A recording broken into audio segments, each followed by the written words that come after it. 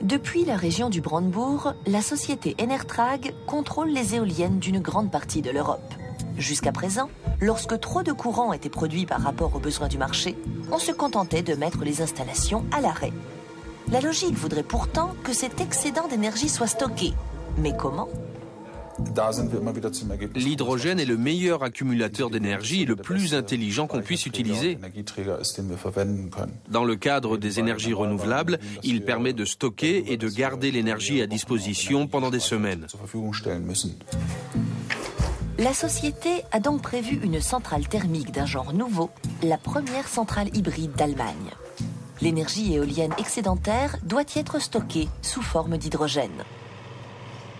La centrale a vu le jour ici, dans l'Uckermark, une région du Brandebourg balayée par les vents toute l'année.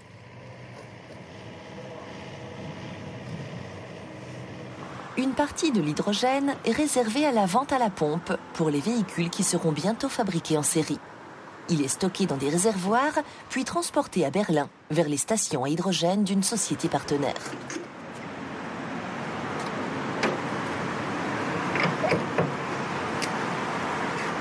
Le reste de l'hydrogène produit par la centrale alimente le réseau électrique, même lorsque le vent ne souffle pas. L'énergie éolienne stockée sous forme d'hydrogène est retransformée en courant.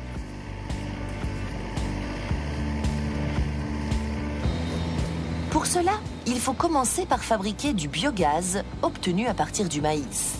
Ce biogaz est ensuite mélangé à l'hydrogène, ce qui permet de produire de la chaleur et de l'électricité. Lorsque les éoliennes fournissent trop peu d'énergie, de l'électricité peut malgré tout être injectée dans le réseau grâce à l'accumulateur d'hydrogène. Mais le concept de la centrale hybride a aussi ses détracteurs.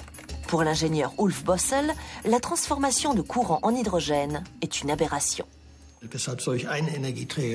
Pourquoi convertir une source d'énergie en une autre?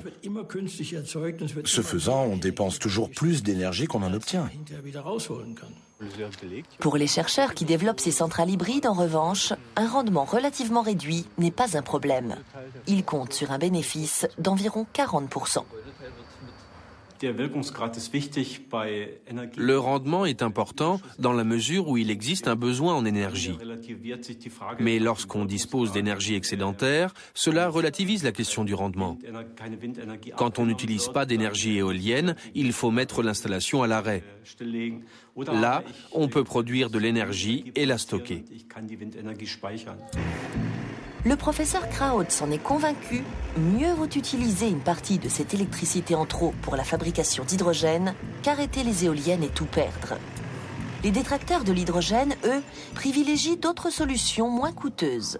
Par exemple, l'aménagement des réseaux électriques.